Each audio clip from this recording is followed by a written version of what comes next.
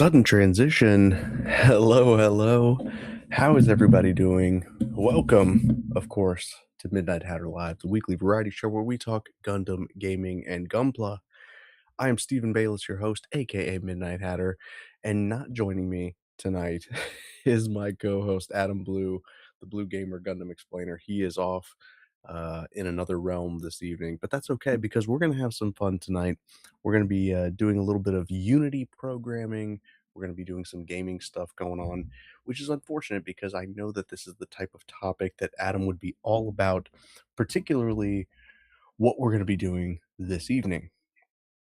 So I'm going to be showing off some Unity assets. They're free assets, so anybody can download them, through the generosity of the developers. These are available for anybody to use, and they are awesome. Um, what I will say is that I have never seen a 3D game utilize these types of technologies before, and I am just trying to create kind of like a white paper, kind of like a case study in how these types of assets can be used to drive, you know, innovative gameplay. So by now you probably have seen the thumbnail, the title of the video. I am big into procedural generation. However, I gag at the thought of the word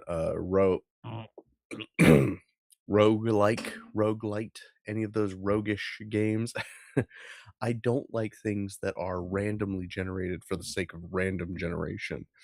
So, what we're going to be talking about tonight is an asset that allows you to not only in 2 dimensions, but also in 3 dimensions, uh, generate environments, generate dungeons, but using a sophisticated tagging system that allows you to control and sort of curate the user experience, which I think is pretty cool because what that opens up the possibilities for is creating worlds that can be procedurally generated. So it creates a unique, bespoke experience for the player, but it doesn't feel random. It doesn't feel like just kind of haphazardly thrown together. It actually feels like there's some intent behind it, which I think is important because then you can actually craft stories around it. It's not the same as something like Spelunky, um, or what have you. Now, the closest thing that I've seen to this particular asset in play is the game Dead Cells, which, if you've ever played Dead Cells, it's a Metroidvania type game. It's actually more of a Castlevania type game.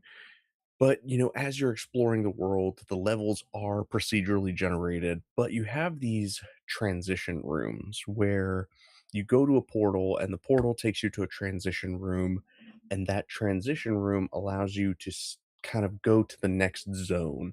And each zone has its own sort of biome, its own sort of aesthetic and things. But each zone is then randomly generated within itself. This is very similar to that in that we have a tagging system that allows us to say, certain rooms can only connect to other rooms. And for contained dungeons, it makes a lot of sense. But what we're going to try and do is expand this into more of like an open world map, which could be pretty interesting.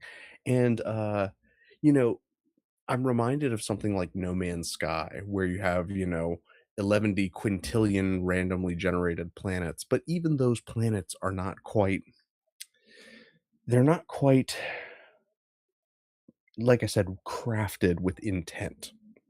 So, what you could do with this system that I'm about to show you guys is you could create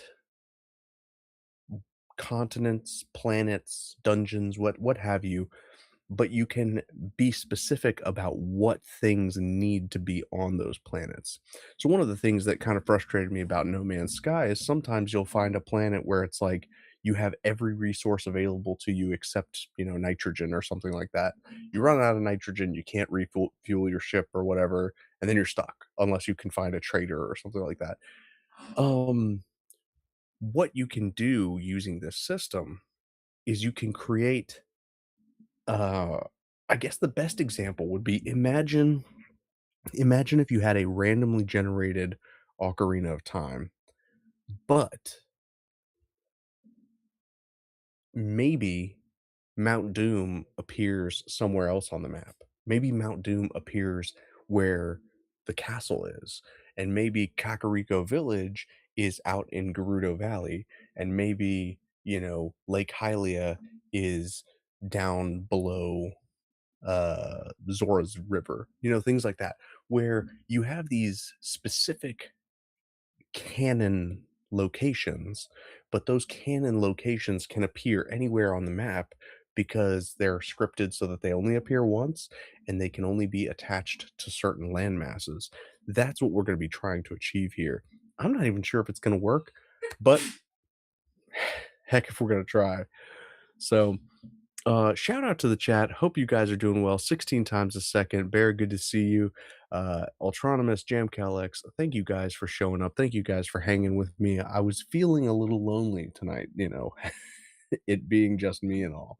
Now, I don't want to, waste too much time. So let's just hop straight into our screen share because I want to cover as much of this as we can, and hopefully we can create a successful little experiment. So, again, this is something that I have shown off in the past before. It is a level generator. It used to be just called level generator, but now it is branded as cartograph. Again, I've got links down in the description on YouTube to these assets if you want to try them out for yourself. Again, they're free for Unity, and they just received an update. So there's some cool stuff you can do here. Obviously, there's nothing in the scene here because the level, we have this level generator script, right? One of the first things we want to do, let's hop in here and delete the seed because we do want, oh, well, we have randomized seed checked here, so that's okay. What's interesting is this script allows us to customize exactly how everything fits together. So we have, and this is just the demo. You can create your own version of this script that has different tagged rooms and things like that. So here we have the prefabs that we can use for this room or for this level, right? We have two different corridors, we have four different rooms, we have a seed section, there has to be at least one spawn room, and there has to be a treasure room. All right. So we've got like a series of section prefabs. We have one end prefab, which is like a dead end. This only appears once on the map, right? Initial section tags, we have to have a seed tag. Fine, perfect. Special rules, this is where we get into things like spawn room. You can only have one spawn, so minimum one spawn room, maximum one spawn room, minimum one treasure room, maximum three. So you can influence the number of those things, and you can come in here and add like, hey, let's add another tag here. What if we do seed room and we say we need a minimum amount of one seed room, maximum amount of five? I don't know that that's necessarily a good idea. We probably don't want five different seeds spawning all of these levels. But what I'm getting at is you can set customizations to where you can set the exact number of tiles that you want to utilize. You can set the exact number of room types that you want to utilize. And each of these prefabs comes from this folder down here along the bottom that you guys see. And this is what's fascinating. Every prefab you can assign a number of tags to, infinite number of tags. So our spawn room is tagged spawn. Huh. Convenient there.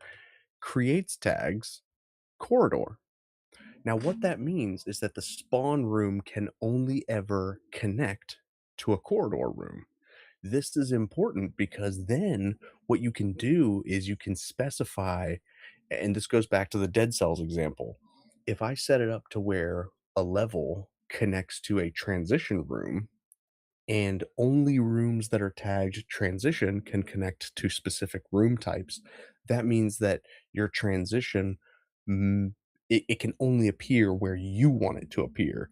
And then once you have that transition room, you would come in here and you say, it cannot connect to anything behind you. It can only connect to another room type, which that's where things get really cool.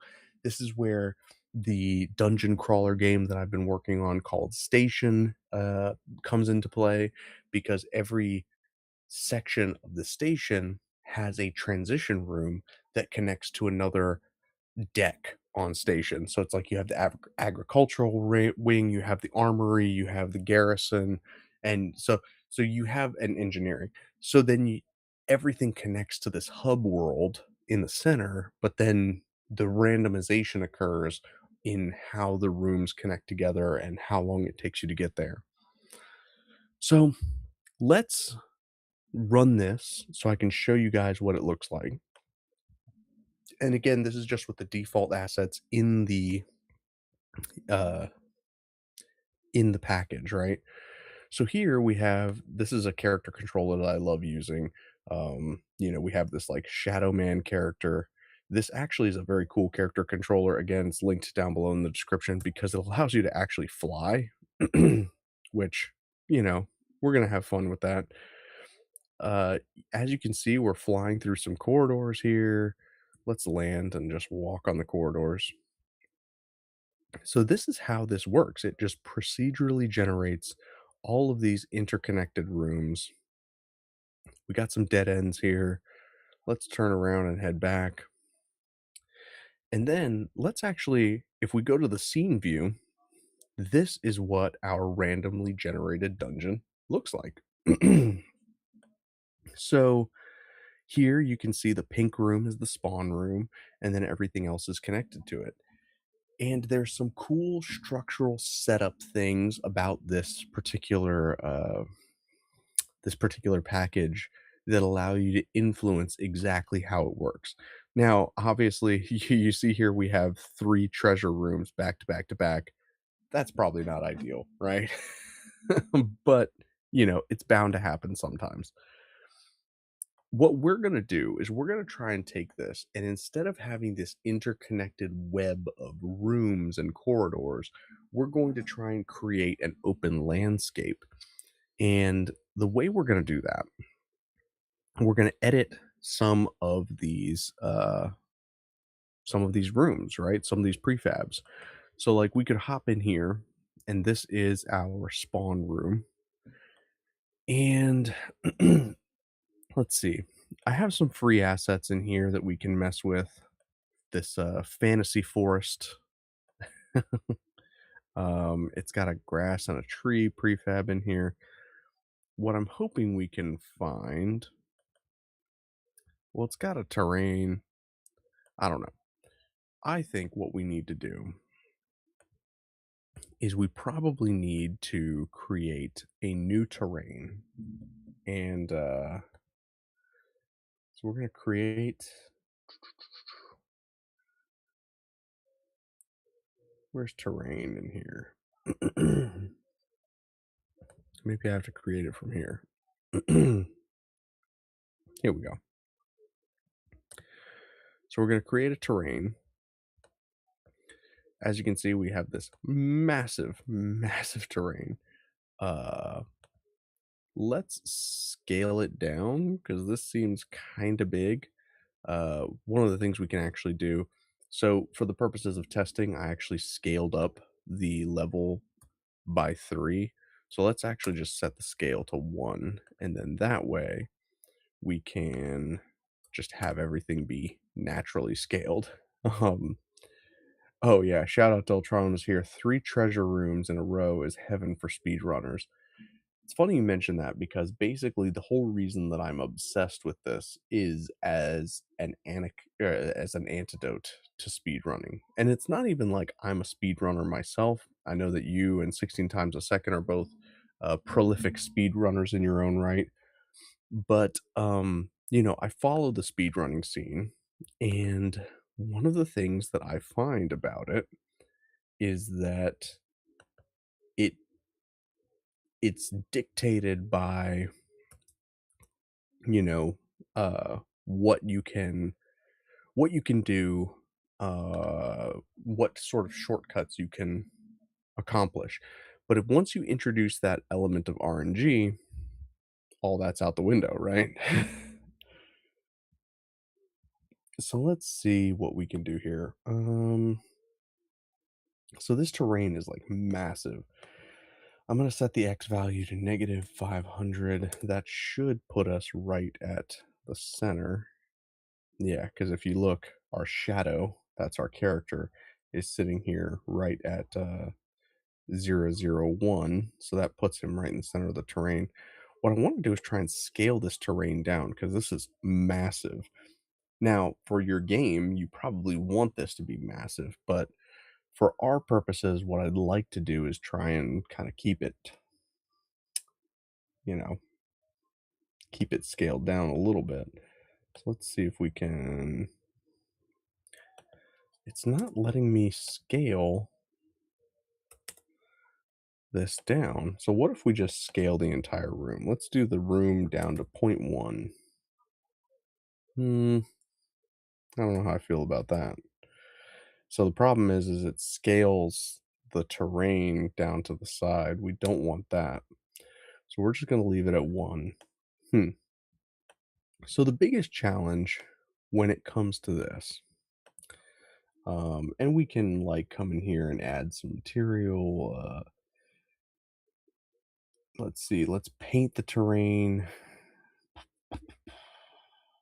We can even paint some trees. We can paint some grass. This is the type of stuff that's all about polish. But for our purposes, what I'm only trying to achieve is we want to make sure that all of our exits from this section are identical to the exits or the entrances of each section that it can connect to. So again, remember our spawn room can only connect to corridors. So let's do something here. Um, we've got like our elevation map, right? Uh, let's bump up our brush size, bump down the opacity a little bit. So this is how you would create like mountainous terrain in your levels. And you know, as you come in here and click, let's raise the opacity a little bit so we can get a little bit more mountainous. So we've got some mountainous terrain we can build up here. And what I'm trying to do is I'm trying to illustrate how, I'm trying to illustrate how like we can sort of craft this terrain in such a way that it's going to be the same no matter where we go. But we don't like for the purposes of this exercise, it's going to be kind of boring because obviously all of the terrain is going to be very same. But if you were making a polished game, what I would suggest is having very specific ways for the terrain to interconnect with our different level options, right? So, and again, this is kind of where the rubber meets the road. Again, I really wish that the terrain was not this massive, because obviously I want to be able to navigate this for you guys. And every terrain square is like this huge. So maybe what we're going to do is instead of going with the terrain route, we are just going to use like some building blocks. So let's delete our terrain. And instead, we will just drop in like, we're just going to create a cube. We're going to set our location to 0, 0, 0. We're going to set the X to maybe like 25. Yeah, see, this looks a little bit more natural, at least in relation to our character here. um, and then let's just move it forward here by about 12.5.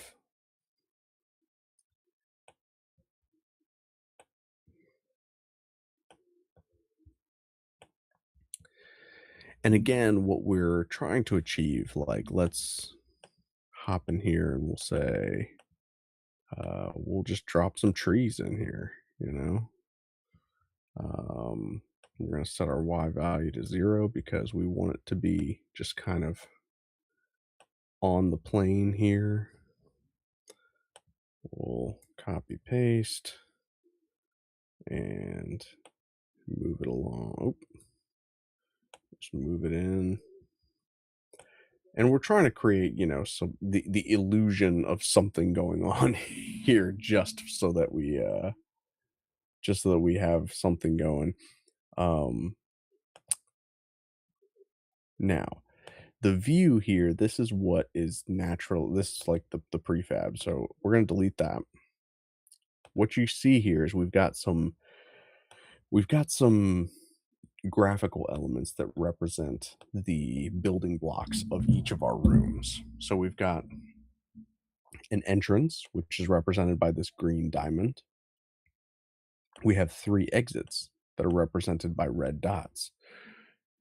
And what's important about these is that the direction that they face actually tells you which way the exit goes. So, um, you know, let's take our exits and let's place them in places according to where our map is. So, because our little square here is 25 by 25, we can confidently say that uh, the center is going to be 12.5, 12.5. Ooh, no, not 12.5 on the y-axis, sorry. It's gonna be 12.5 on the x-axis. This one's going to be negative 12.5 on the x and 12.5 on the y. That gives us this, like, perfect right down the middle, there's an entrance in each quadrant. Um And what we are going to do this is the other thing that is important about this particular template, right? Is it has this bounding box. Now, this is gonna be kind of like our secret weapon. So, I don't know if you guys can see it. It's a very faint green box. If I hide the plane here, let me, let's just hide it. So you see this green box here that's around our player. That is the bounds of the room that we have.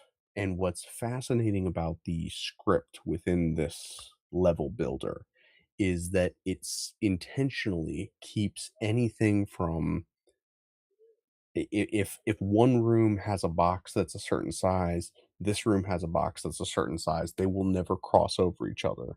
However, there are things that we can do that make this really fun. Let me show you what we're gonna do. So with our box, let's scale it up. Um,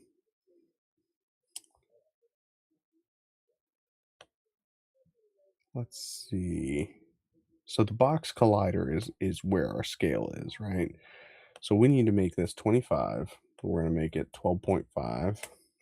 We're gonna make this 25 and we'll position it at 0. That looks good.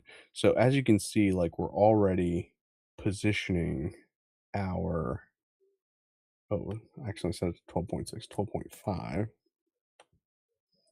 12? Uh, it's interesting because it's like it's not quite fitting around. So maybe it's 10.5. This is interesting. So let's take a look at this because what we want is we want the box to envelop the land that we have here, right? And then on scaling on the y-axis, we'll make it like, I don't know, 8. And then we can set the transform to 4. That gives us some height to our box, right? Um, but something's not quite right about the way that this is scaling because And maybe it's just the position of the cube. That's definitely possible. Oh, yeah, because you notice this is actually down from the floor, and then if you look at the bounds of the box, we actually need to drop this down a little bit. So, again, I'm not sure exactly why the positioning is not perfect, but basically this box becomes our collider for the room, so to speak. And because we're not building anything that's going to be going over the top, I'm not concerned about the tree poking out of the top here. In fact, let's see. Let's grab some more assets here. So obviously I have a ton of Unity assets that we can mess with. Um, most of them free. You guys know me. I'm not the type of person to invest in tons and tons of assets. Let's see what we've got here that we can. I just want some like big rocks that we could drop into the environment. You know what I mean? Here we go. So this is like this was a paid asset. So now we're officially getting into paid zones, but at least what I want to draw out of this is that we want to add some unique uh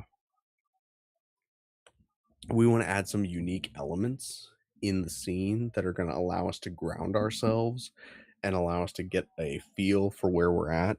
Now, obviously, we're doing all kind of like fantasy stuff here, but like, what would be in a sci-fi setting, in a Gundam setting? What would be the use of doing something like this? The way I look at it is like, what if you had, obviously, you have like infinite number of colonies in Gundam, right? And so what if you have what if you have randomly generated colonies, but every colony has specific locations that have to be in that place because every colony, of course, is going to have an engineering block. Every colony is going to have a residential block. It's going to have all of these particular elements to it. It's going to allow you to do some really interesting stuff. So here we have like some rock formations. I'm just going to drop them into our scene here. And in fact, you know what? I'm gonna be real silly with it. We're gonna scale them up to like, I don't know, maybe not 4, 3, 2. Yeah, let's do 3. So the idea here, and this is what I'm trying to illustrate to you guys, is that the way this template works is, again, it relies on your it relies on your bounding boxes. So then if we duplicate, we put this over in like this corner. So now we've got 2 sort of rock formations that kind of expand beyond the border here.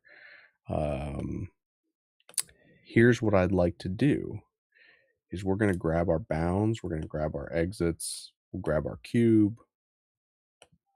Um, we'll leave the trees and we'll leave the rock formations. We're going to try and copy these is what I'd like to do. Um, yeah, copy. And then once we go back into our assets here, we go back into Cartograph, the demo, the prefabs, the 3D. Obviously, you see our spawn room has changed. Uh, let's look at our dead end. We've got this cube. That's lame. Let's get rid of it. We're gonna paste in all of the features from our other room here, but we're going to delete our exit. Let's drop in something unique to this particular scene. So, like, let's pretend this is the entrance to a big dungeon, right? We're going to rotate this 90 degrees. We're just going to bring it up front here.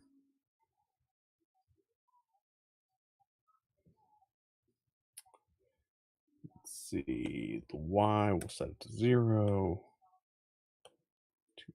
2.5, 0. There we go. So we have this cool little dwarven architecture here as our dead end. We'll see how it turns out. Who knows if this is going to work? But it's going to be fun, that's for sure. When it comes to our corridors, obviously we have these two corridor types. We have the one that is a four-way corridor. This one's a little bit more obvious. Let's delete everything out. We're going to paste in this. So this being a four-way corridor has, its four exits. But then what if we hop into our two-way corridor? Let's delete everything out of here. We're going to paste in our sort of template here. Let's look at our exits. We want to get rid of exits 2 and 3. And what we don't want to do is we don't want to create this illusion that, because it would be weird if suddenly the world just came to a stop on one of these sides, right? So let's come into this corridor and let's add we're going to add some impassable terrain, which I think is going to allow it to look a little bit more authentic. Maybe, shoot, let's drop a house in here. Let's get really silly with how we block this area off from our player so they can't access it, right? So what if we drop a house in here? We're going to drop another house right here. Let's drop a third little house in here. And again, this is just kind of me being silly with it, but you could be a little bit more deliberate with what you do, a little bit more careful and planned out. Basically, what we're trying to do is we're trying to create impassable terrain to the left and right of this particular area. So let's scale this up. We're going to do this by 5 because this one we want to be totally impassable. No, nothing is getting out of here. This is like a full-on mountain range. And again, what you look at is it's actually outside of the bounding box of the room, so to speak.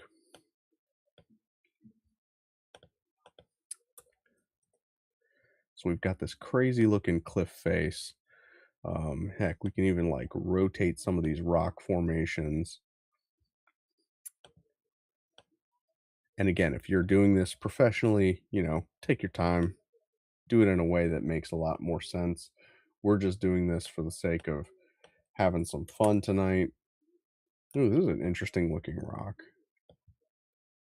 We're just going to grab this guy. Let's duplicate it and then drag it down this way. Maybe rotate it on the y-axis, make it look a little different. 78 degrees.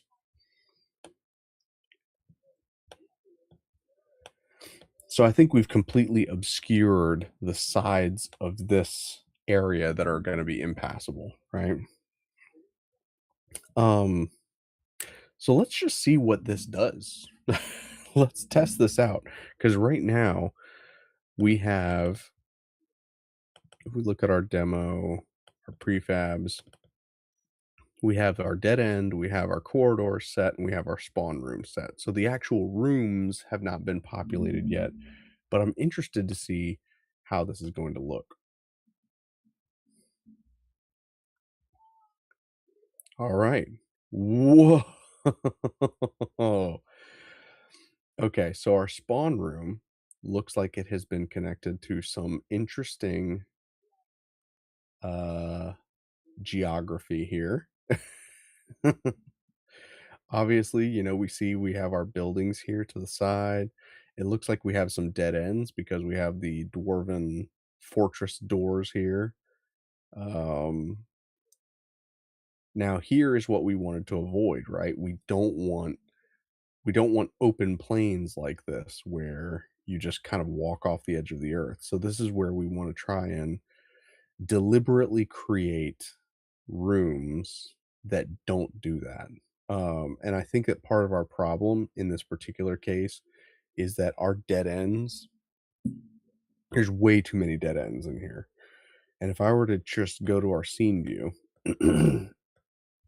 like 90% of the map is dead ends because look at all these dwarven heads. Like that's not okay, right? But when you're in it, it doesn't look like it's like a J shape, right? It looks kind of like this big lived in world. So we're almost there. I think that part of the problem is that we still have these rooms that have small bounding boxes. So like when we look at this corridor, let's look at our bounds. Yep, huge, right? But then when we look at this, less huge. So let's come in here. We're just going to delete everything inside of room one. We're going to paste in our template room. And let's just go ahead and do that with each of our rooms. And then we can add some more identifying features in order to determine, okay, which room is which. You know what I mean? So let's look at like room two. We're just going to select everything, delete, paste in our room template.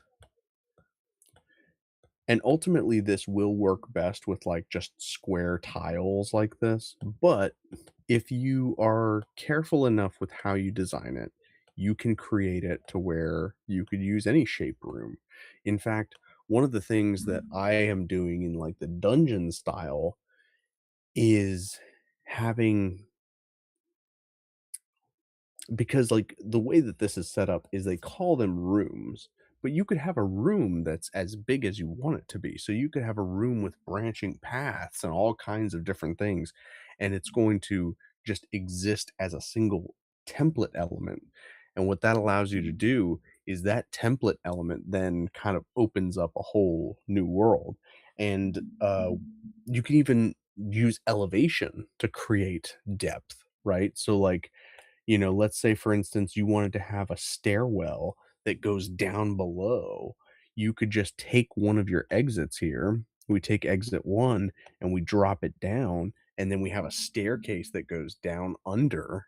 Then you can kind of open up a whole depth of 3D world building that is based around this exact, you know, this thing. So let's see.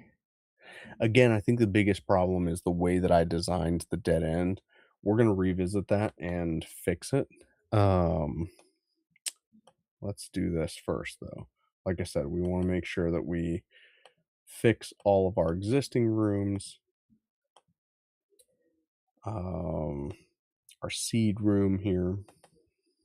What I think we should do is the best option is going to be to change our treasure room into the dungeon entrance, right? So if we come into here and we grab our dungeon structure, we're going to copy that and we're going to paste it into our treasure room.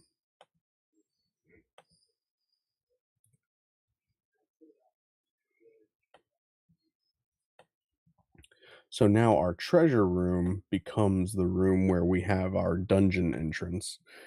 And let's go ahead and let's flesh this out a little bit. Uh, you know, we can put in our dungeon gate. And ultimately what this would be, this would be your loading zone for said dungeon. So rotate this 90 degrees. Let's scale this up by maybe not 1.25, something like that. 0 on the X, 0, 0. Let's just put it a little bit deeper in there, maybe like 1.25, just so that it overlaps a little bit. And now we have like this cool dungeon entrance for our treasure room.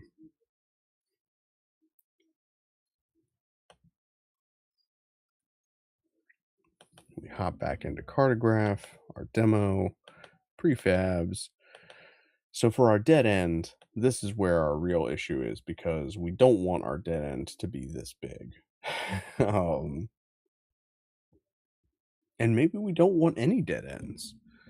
Maybe this is where we look at it and we say, in the level, let's just remove dead ends. We're going to add only one treasure room, because we only have one dwarven temple to invade, right? Let's see where this takes us. At least we know that all the terrain is going to be flat, because all the level, all the rooms are just flat, right? Oh, it says we're missing dead ends. We actually need a dead end, unfortunately. Okay. Fair enough. So we have to have dead ends. Let's see what this does for us.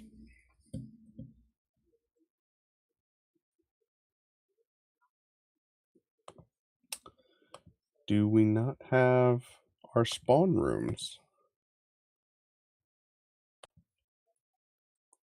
Minimum amount 1.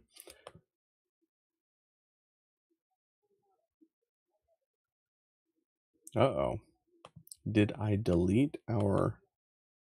No. See, we still have our spawn room. We've got our main camera in here. This happens sometimes, I've found. Let's just change our initial section to the spawn room and see if that helps. Sometimes if the seed room sprouts the entire map, it doesn't include a spawn room for some reason. That's just like an interesting glitch. Oh,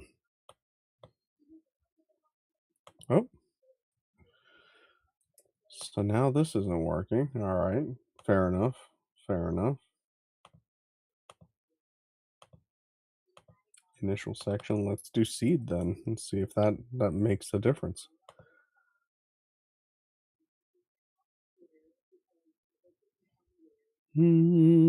So something's missing here, right? Yeah, we've got nothing but dead ends. That's our problem. So our seed room generated nothing but dead ends, which is why the spawn room doesn't appear. Special rules.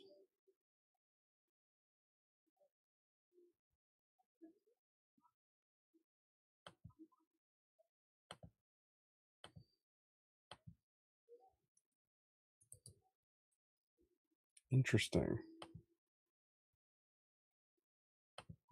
So what am I missing here?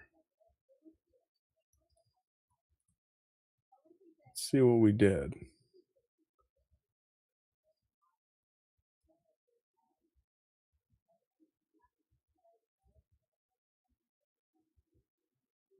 All right, we put our end prefab back.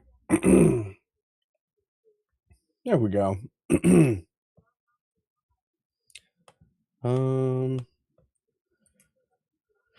But we're getting a null reference. No exit node present in current sections. Oh, okay. Fair. That's fair. So we need to go back to our treasure room, and our treasure room actually requires us to have an exit. So let's borrow the single exit from our corridor, and we're going to put it in our treasure room. And let's just grab our little dungeon structure here and pull it backwards. And that will be the exit of our dungeon. Actually, you know what? Even better. I have a better idea. Here's what we're going to do. Let's grab all three exits from our treasure from like just a default room, and then we'll put all three exits in here. And then that way, we've got one exit that leads into our dungeon. We've got one exit that leads out and one like exit that leads out. So that's going to give us a lot more interesting options here. Again, I'm not too keen about the way that our dead ends work. This is something that's gonna require a little bit of workshopping. Maybe the answer is to make this just impassable terrain. So what we would do is we come into like our assets, fantasy village, prefabs. Let's grab let's just grab some huge rocks, and we're gonna scale them up by like 4, and we're just gonna create like a rock face that is inscalable um by our character. Ooh, maybe let's make this one like 6. Boom. We're just gonna create like a massive stone face area. And again, this is where we get interesting because we can like overlap where the bounds of our level are. And by doing so, these are going to overlap into the surrounding rooms too. So it's going to create this like interesting blend.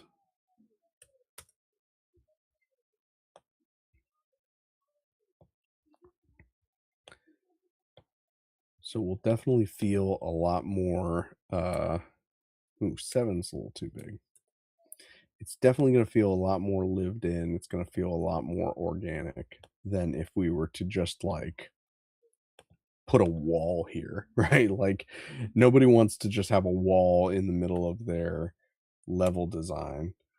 But if you have a bunch of cliff faces, you know, that's not something that's unheard of.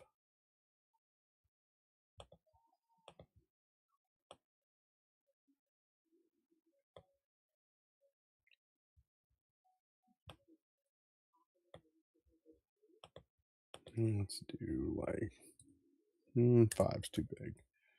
Even 3 is kind of too big. Let's do set this to 0. Maybe we do need to set it to 5.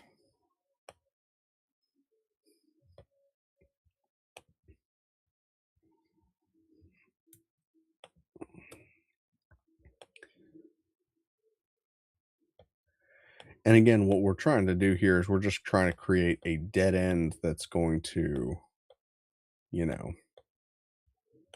it's going to prevent the player from escaping, you know, our precious grasp. Honestly, you could do anything with this. And again, if you were doing this for the purposes of like, you know, a polished game, you should definitely do something more interesting than what I'm doing.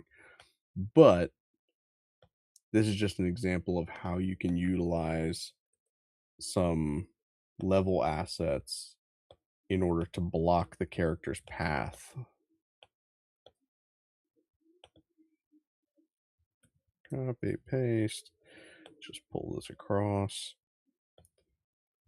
This is almost misleading with this, like, staircase because then you kind of have, like, this false hope that you could climb over it. And unfortunately, the character controller that we're using, as we mentioned before, can fly. So, none of this matters to that particular character since he is gifted beyond your usual character controller, but, you know. Oh, yeah, man, I messed this up big time. We wanna make sure that we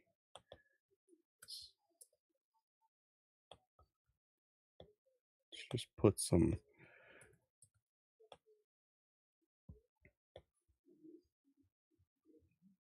So this is a pretty effective dead end. You come out to this little rock outcropping.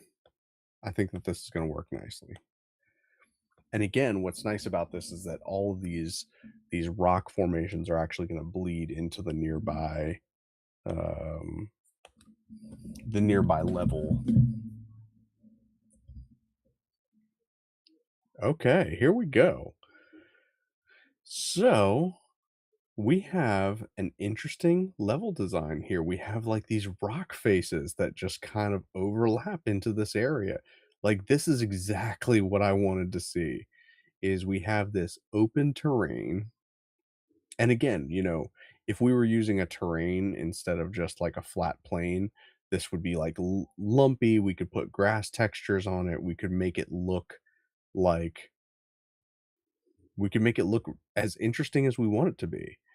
But this creates a level unlike anything you would experience in a typical game. And here we have this is like our treasure room, right? So, like, here's our entrance to the dungeon. We make sure that there's only one entrance to said dungeon. And then this would trigger a loading zone and allow us to enter the boss keep or what have you. You know what I mean? So this is exactly the kind of thing that I wanted to go for. Now let's just kind of sneak behind and see what we've got here. So obviously, you know, my level design skills were not ideal in this particular scenario. But like you see how by adding those dead ends, it created this like rocky texture and it's not as claustrophobic as like a dungeon where it's like, oh, everything's in like walled in. You've got ceilings, we've got like walls and doors and everything's limited. This kind of allows us to explore what feels like a big world. Now, I think that our percentage of dead ends is probably just a little too high, and that's the reason that we're seeing a lot of these rock faces, because ultimately I would rather see a lot more open plains, but that is exactly what makes this particular asset pack so powerful is that you are in control of how much you want everything to be. So, like, let's say, for instance, boom, boom, boom, boom, section prefabs. There is a way to weight this, and that's what I want to try and find.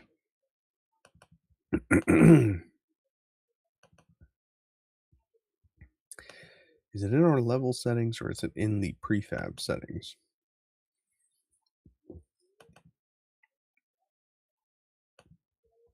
So, like, say for instance, all of our corridor ones can connect to a room, a spawn, or a treasure. Fair. Room, spawn, or treasure. Here, this is just an end. This can connect to a room or a corridor, a room or a corridor. It's interesting that oh, you know what? It's because does the dead end has the room tag. So in theory, anything can connect to it. Oh no, we've got our dead end chance. Okay, dead end chance 10%. Let's drop that down to like 5. That's what we're looking for. We want to make sure that we reduce our dead end chance as much as possible. And that's going to give us a much bigger level. I hope. Dead end chance 10? No, we're gonna do that to like 2. And then this one we're gonna do like 2. Let's see what that looks like. I think this is gonna be interesting. I knew you could weight it like that.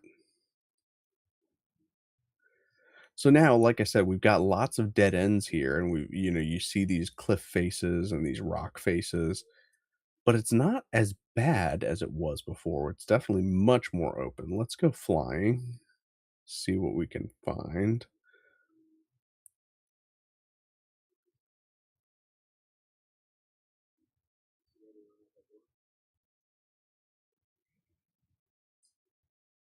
We've got a couple of treasure rooms here, obviously, because we've got our dungeon face here. A ton of dead ends, though. This is still way, way too high. So we're gonna drop this even lower. Corridor 1, dead end chance. Let's do like zero point 0.5. Oh, we can't even do zero point 0.5. Let's just do 1. We're just gonna do 1 dead end chance per room or corridor.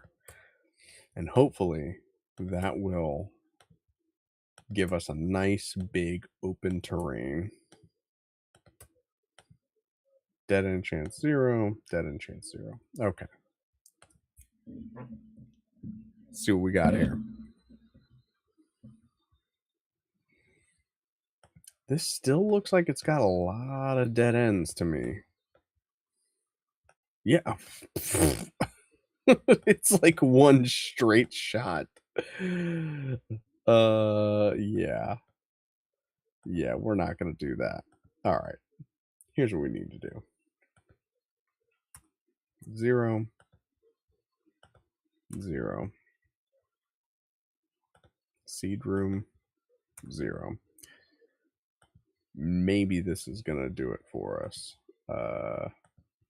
0. Let's see what this does. We're just gonna remove as many dead ends as we possibly can. Looks like we've got a little bit more to explore here. Let's look at our scene view. So even here, I mean, look, it's still just like it's this crazy like everything is a dead end. It's weird because it's not like hmm,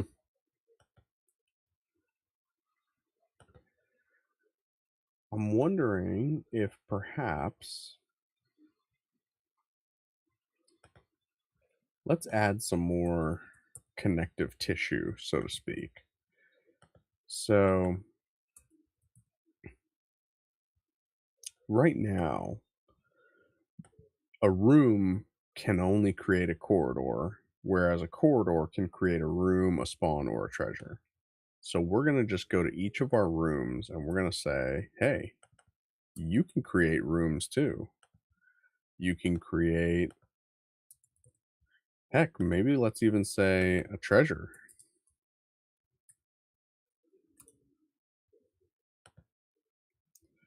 A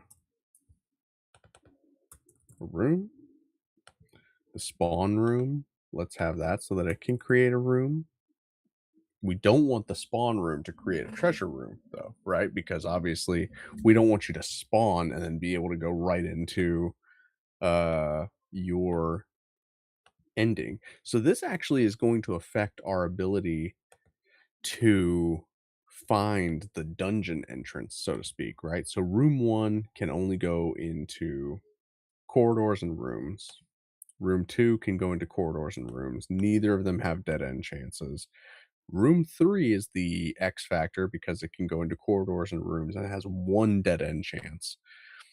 Room 4 can go into a corridor, room, or treasure.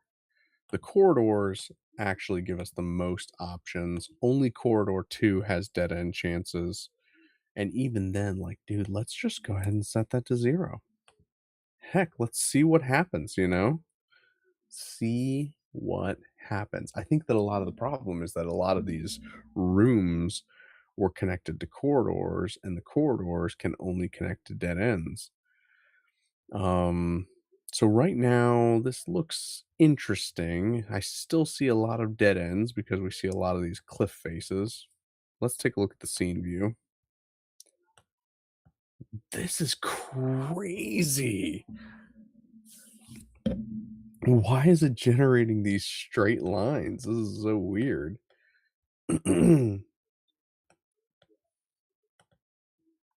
So we've got the seed room, room 2, corridor, room 1, corridor, room 3, corridor.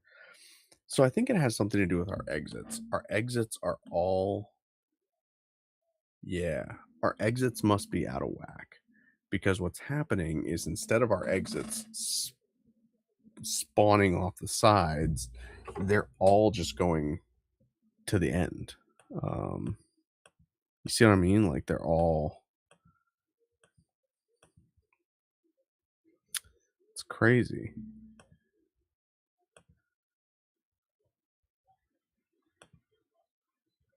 What if I just set the dead end chance to 0 on everything? What would happen? We should have 0 dead ends. Dead end chance 0, dead end chance 0.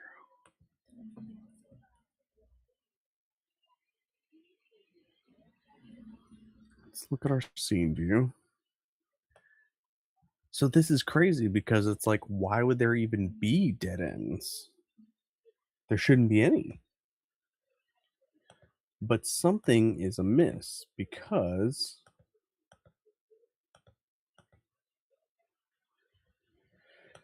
I think it has to do with our room structure.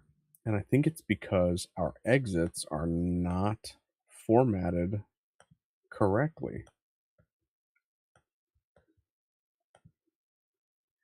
Yeah, so our exits need to be, well, the exit is rotated 90 degrees, so that's correct. Hmm.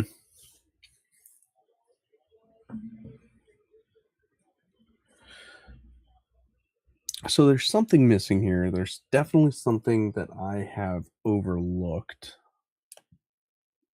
Uh,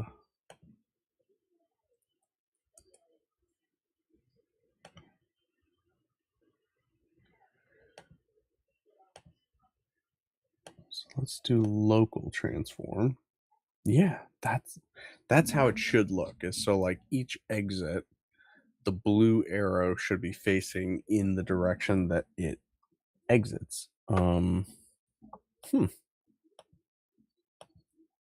interesting.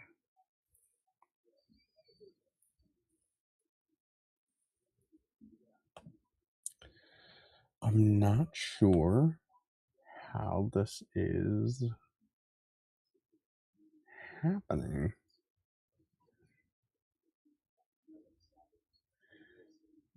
Special rules too. Let's set the max. So this would be like, okay, we only want one entrance to our dwarven dungeon, right? Um, and then yeah, here's how you can create new sections, new rooms to operate from. Let's see what this looks like. I'm not confident because we haven't changed anything substantial. It's strange to me how it becomes this just like straight line. You can see where the 2 corridors are because they're right there. You can see where everything else is. So it must have been something from how I was copying everything to its fellow. So that's a room that creates corridors and rooms. I wonder if we just remove the corridors from some of these rooms. If I just remove it so that it only creates rooms. Room spawner treasure, room spawner treasure. This would be an interesting experiment.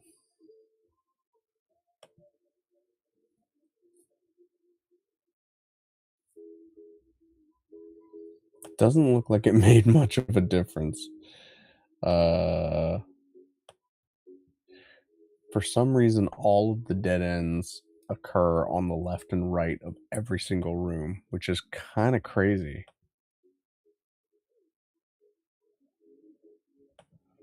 So, like, what if we set the dead end chance to like 100? I don't know. This is weird.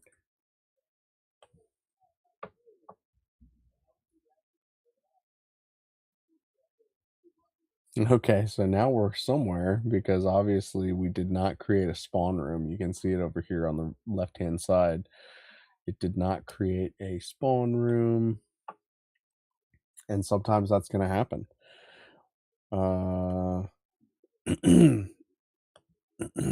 seed room probably needs to create a spawn room, or at least, yeah, it has to have the potential to. Excuse me. Let's see.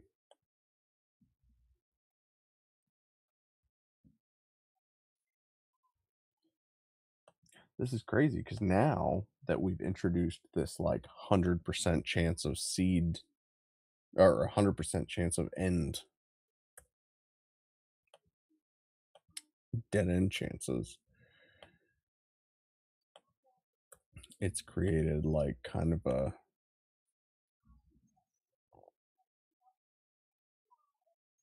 so we got a treasure room, room 3, room 4, a lot of dead ends. This is wild to me. Like I've never encountered this using this asset before. So let's set all of our dead end chances back to 0.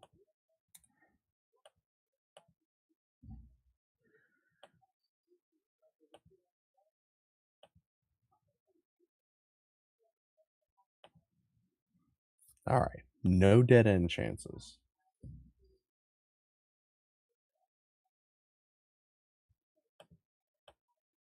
And again, we have this just like straight line. It's really weird.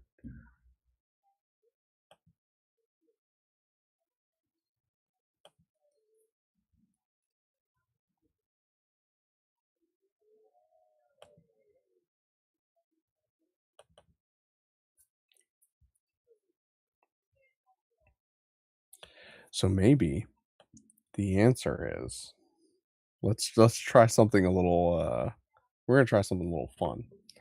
Instead of trying to get rid of all of our dead ends, let's go into our corridor 1 here. We're going to copy everything inside of corridor 1. And in our dead ends, we're going to add an exit here. Let's just delete all this. So now our dead ends should spawn an exit. See what happens with that.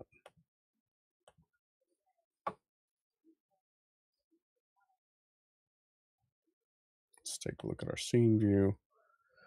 Wow. So even the dead ends, if they have an exit, are not going to generate. So this, again, this has to have something to do with how I copy and pasted the room structure because there's no reason that this should be happening.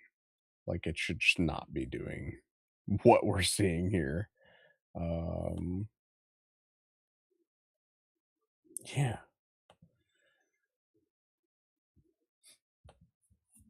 Because then if let's just, for the sake of a sanity check here. Oh, I'm like typing on the wrong computer. Sometimes that happens. Let's look at cartograph. Let's re-import. What we're going to do is this is just going to basically overwrite everything that I did. And it's going to revert it back to the old rooms. So then if we go back into our scene view and let's get rid of the main camera because we don't need that.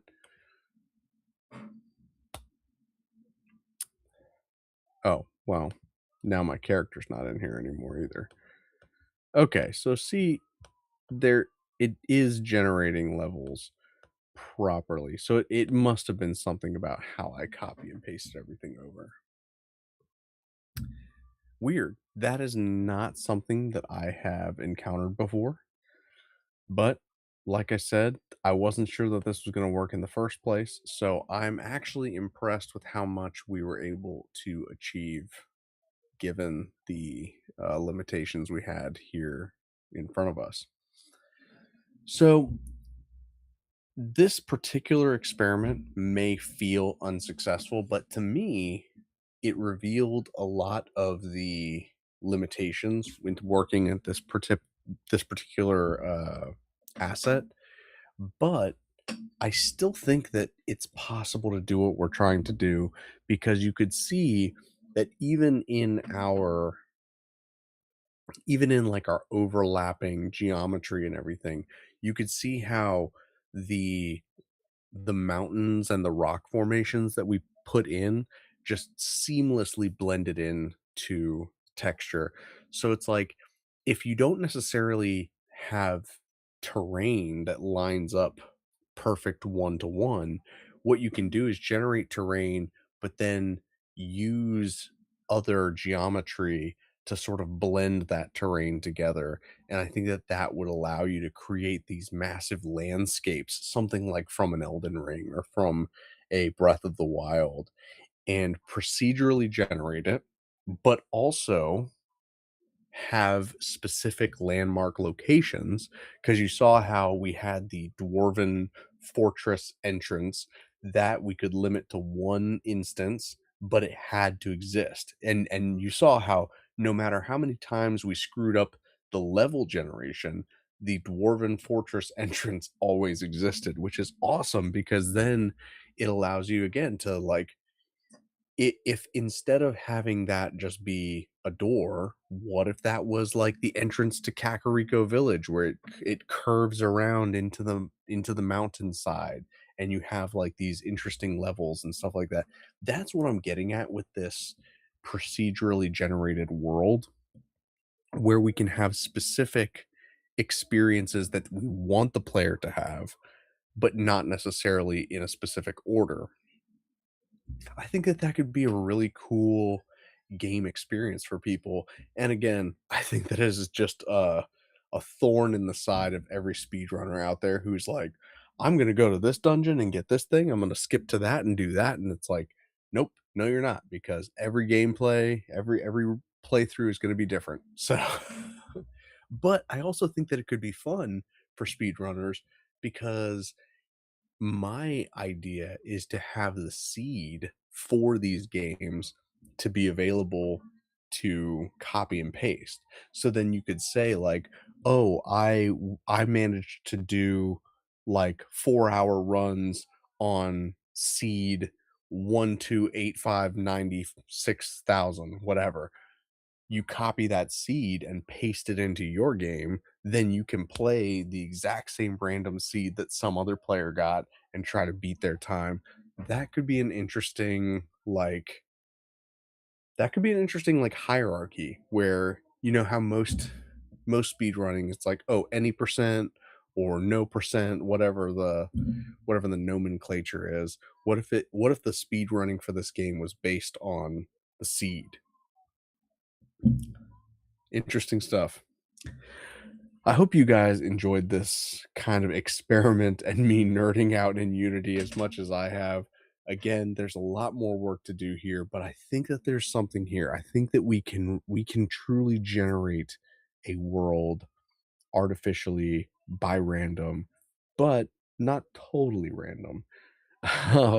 And again, sad that Adam had to miss this one because I think this is the type of thing that he would be inspired by. Um, Again, links to these free assets are all down in the description on YouTube. So if you are into game development and you want to try and experiment with these, honestly, there's not a ton of 3D procedurally generated games in general, let alone procedurally generated like open world games. So take a stab at it, check it out, see what you see what you can come up with. In the meantime, I hope you guys have a great evening. Thank you for hanging out with me, and we will catch you tomorrow on the Gundam Explained show. Cheers.